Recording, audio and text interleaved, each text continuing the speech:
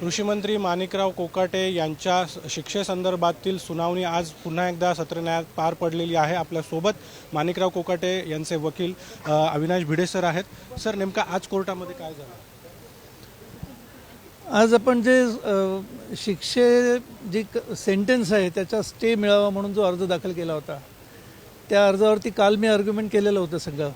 आज सरकारी वकील साहेबांचं आर्ग्युमेंट मेहरबान कोर्टाने ऐकून घेतलं आणि त्या आर्ग्युमेंटला आमची जी उत्तरं होती ती उत्तरं मी दिली। आता ऑर्डरसाठी 1 तारीख ठेवली आहे। 1 तारखेला नेमकं काय होणार? पुन्हा सुनावणी होणार की पुन्हा सुनावणी नाही होणार, फक्त ऑर्डर होईल। आज नेमकी काय बाजू मांडण्यात आली आपल्या सरकारी वकिलांकडून आणि आपल्याकडून? सरकारी वकिलांनी सांगितलं की ट्रायल कोर्टाचे जे जजमेंट आहे ते प्रॉपर आहे, लीगल आहे, सगळ्या प्रोसिजर फॉलो करून दिलेलं आहे। त्यामुळे अशी काही एक्सेप्शनल सर्कमस्टन्स नाही की ज्या सर्कमस्टन्समध्ये स्टे दिला जावा। मी माझ्या आर्ग्युमेंटमध्ये ते कसं इलिगल आहे, कशी प्रोसिजर फॉलो झालेली नाही ते मी मेहरबान कोर्टाला दाखवून दिलं। आता ऑर्डरसाठी 1 तारीख ठेवली आहे। नेमकं आज म्हणजे जी 2 वर्षाची शिक्षा सुनावण्यात आलेली होती त्याच्या विरोधात हे अपील होतं। काल कोर्टाने त्याला तात्पुरती स्थगिती दिलेली होती। मग आज नेमकं त्याच्यामध्ये अपडेट काय आहे? नाही, समजून घ्या, 2 फरक जो आहे, सेंटेन्स सस्पेंड करणं आणि सेंटेन्सला स्टे देणं याच्यामध्ये फरक आहे।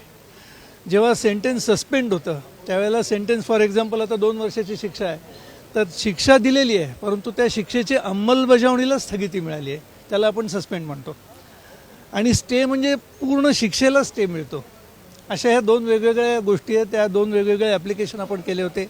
त्यातलं सेंटेन्स सस्पेंड झालं आहे अपील पिरियड संपेपर्यंत, अपील फायनली डिसाईड होईपर्यंत, परंतु सेंटेन्सला स्टे मिळण्याचं आपण आर्ग्युमेंट आज केलं। त्याची ऑर्डर 1 तारखेला मेहरबान कोर्ट करणार आहे। अपात्रतेसंदर्भात देखील आपण एक स्वतंत्र अपील जे ते नव्हतं केलं। अपात्रतेसंबंधात काहीही आता डिस्कस झालं नाही आजच्या सुनावणीमध्ये। आता फक्त 1 तारखेला थेट ऑर्डरसाठी आहे। आपण पाहतोय कृषी मंत्री माणिकराव कोकाटे यांच्या संदर्भातील सुनावणी जिल्हा सत्र न्यायालयामध्ये पार पडलेली आहे आणि आज दोन्ही बाजूचा युक्तिवाद ऐकून घेतल्यानंतर आता 1 मार्चला कोर्टाकडून या सगळ्या खटल्याचा जो आहे तो निकाल देण्यात येणार आहे। त्यामुळे आता 1 तारखेला माणिकराव कोकाटे यांना दिलासा मिळतो की त्यांची शिक्षा कायम राहते हे पाहणं महत्त्वाचं असेल। कॅमेरामन प्रवीण काळबांडेसह अभिजित सोनवणे, साम टीव्ही, नाशिक।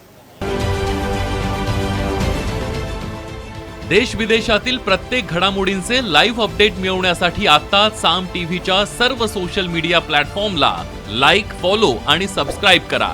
तसंच सर्व नोटिफिकेशनसाठी बेल आयकॉन प्रेस करायला विसरू नका।